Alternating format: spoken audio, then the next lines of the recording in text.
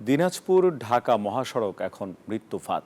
রাস্তা দেবে গিয়ে কোথাও উঁচু আবার কোথাও নিচু, এজন্য ঢেউটিন।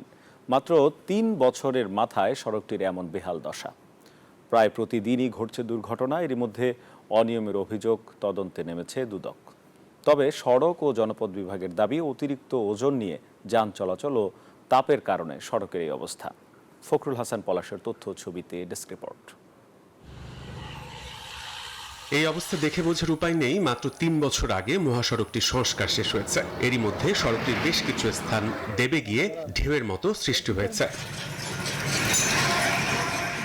জেলার সবচেয়ে গুরুত্বপূর্ণ এই সড়ক পরিণত হয়েছে এখন মরণ ফাঁদে। প্রায় ১ বছর যাবৎ এই ঢেউটিন মার্কা রাস্তায় ঝুঁকি নিয়ে চলাচল করছে দূরপাল্লার বাস, ট্রাক, মোটরসাইকেল সহ বিভিন্ন যানবাহন।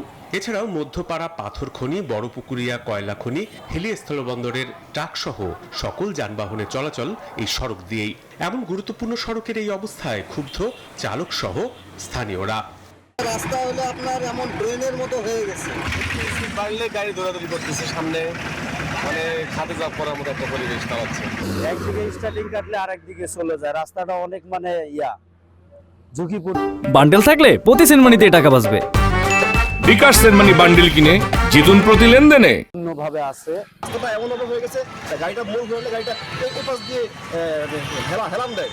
এদিকে নিম্নমানের সামগ্রী ব্যবহারের অভিযোগের এরই মধ্যে দুর্নীতি দমন কমিশন দুদকের একটি টিম সড়কটির ব্যাপারে তদন্তে নেমেছে।